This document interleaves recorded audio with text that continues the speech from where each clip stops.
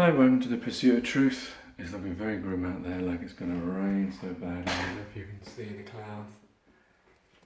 Yeah, so if you can hear an echo, it's because the flat is now empty. Today is leaving day. And it's funny how different it looks when you've taken everything out of it. It looks like completely different, like it's a different place. It's funny how, illusion, as it were. I was going to stand there, but I can't stand that way.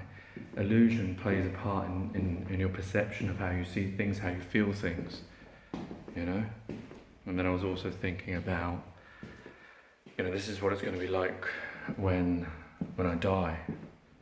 When I die, wherever I live, all the stuff will be taken out.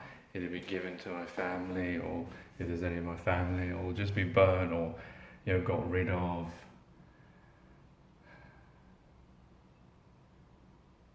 It's funny, just when you think about these things, how much in our lives we put down for perception of things and taking things for granted, I guess.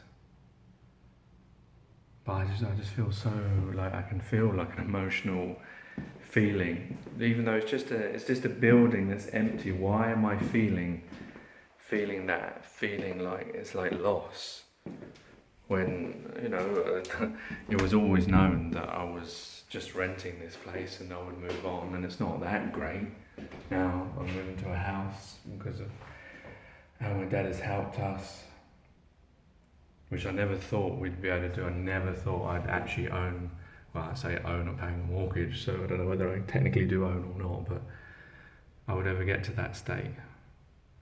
And I don't think I ever would have bothered if I didn't have twins, because it's them I'm thinking about, that I don't want them to go through this, so that at least, if it's difficult for them, which I'm sure it's going to be more difficult for them unless they get really good jobs, then they at least have the house to live with us, or when we're gone, to live there or sell it.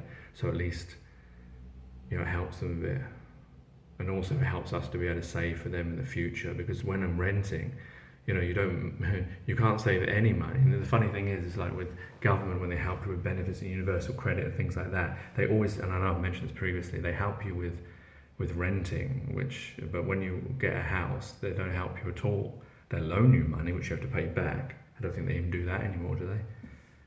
So they don't, even though, to get me in a house gets me out of that trap of renting, which is a trap. It's not a beneficial thing. It's only beneficial to maybe the tax man, which is the government, and the people that are the landlords who are renting this stuff out.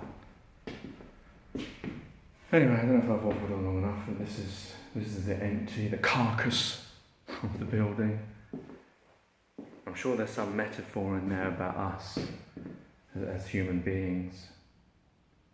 How when you strip away our layers, I suppose that's the thing.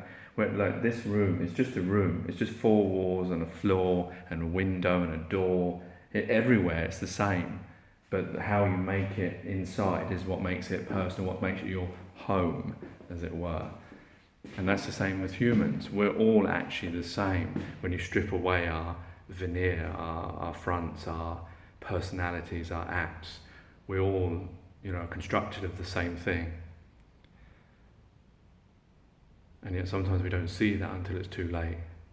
And sometimes, we take for granted that we're all, getting along on our own, whereas together, I'm sounding like a hippie now, aren't I? Together we could achieve so much more of this world. It's a bit like, I don't know if I made that point yesterday that I wanted to make of, what's his name? His real name is Danny now, I can't remember his YouTube channel, so my hand is getting tired holding it. Oh, now it's starting to shake. It's holding against the wall. So Danny, Social Experimentalist, is that his name? His YouTube channel. And the point I made on it, I commented on his video, but I don't think I actually made it on my video that I made about that, Waxworks Life, was the way that we're pursuing things, like entertainment, going to football matches, going to Madame Tussauds, going to fun fairs and all this kind of thing, which is, okay, it's harmless and it's entertaining, we all got to do something, I understand that. But the fact is we're spending our time, our endeavours with those frivolous things. When you look at the scale of, if there's, I think the comment was something like, if it wouldn't be so bad if everything in the world was sorted out. If we, let me want to do this, breathe the window, hear the wind blowing. It would be okay to do all these things if everyone wasn't, if there weren't people suffering, if there wasn't better things to be doing with that money.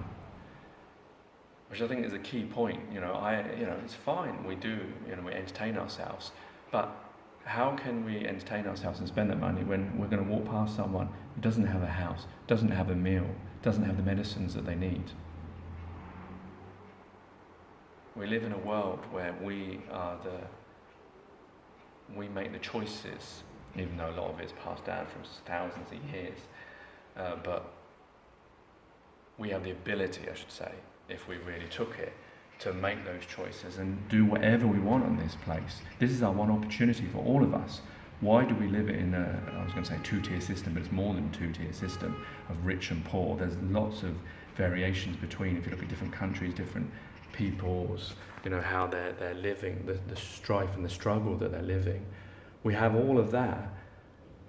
So how can we go to these things and enjoy ourselves when, if you switch on television, if you could see, that's probably, I would say switch on television, but if you could see, yourself somewhere else suffering, or your loved one that you love so much, your mother, your father, your partner, whoever, your husband, your wife, your brother, your sister, your son, your daughter, your uncle, your auntie, if you love them so much and you see them that they're well, but if you could imagine them somewhere else, and it's exactly the same because we're all someone else, we're all just mirrors of each other, as it were. We're all human beings. That person's suffering. Why doesn't it worry you? Why is it you can just switch that off and not care about that? I know we all do it. I know I'm as much hypocrite as anyone else. I'm spouting this stuff out, but I'll do it, won't I? I'll go and watch snooker, or I'll go and watch Doctor Who or Game of Thrones, or whatever program, or make one of these things, or go out with my twins somewhere. And then forget about, I suppose my only defense of that is that what power do I have? The only power I have is what I'm doing now, is by putting these thoughts that I hope that other people will listen to them and actually think about them and actually make those changes. Because the people who really can do it are those that we've given the power, because there's no such thing as power, we're all exactly the same, but those people who have the so-called power, who run our countries and our governments and our world, is them who have that responsibility to every single one of us.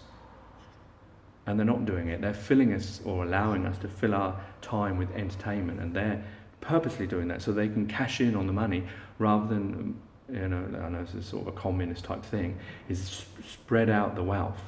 We'll actually get rid of money. The wealth is here. The wealth is the vegetables, the fruits, everything that's been given to us, that we, the space, the land, the water, everything that's been given to us freely, that if we used it properly without an idea of money and power and wealth and gain and that kind of trickery, then no one would need to suffer. Do you not believe that's true? Am I making that up? I know some people say, oh, that's very idealistic, but I don't think I am making that up. When you actually look at the things from cold, hard facts, if you look at the thing of cold, hard facts, that look at everything that's around us, is there not enough land for everyone to be able to live in a house? Is there not enough food on this place, even in the countries that we live in? And if not, why should we see it as a border? That's another of those old ways of thinking. Get rid of that kind of thought, because that's the only way you can make this kind of judgment of what I'm saying, whether it's true or not. There's enough food for every single person. We have enough minds to be able to work out cures for all diseases.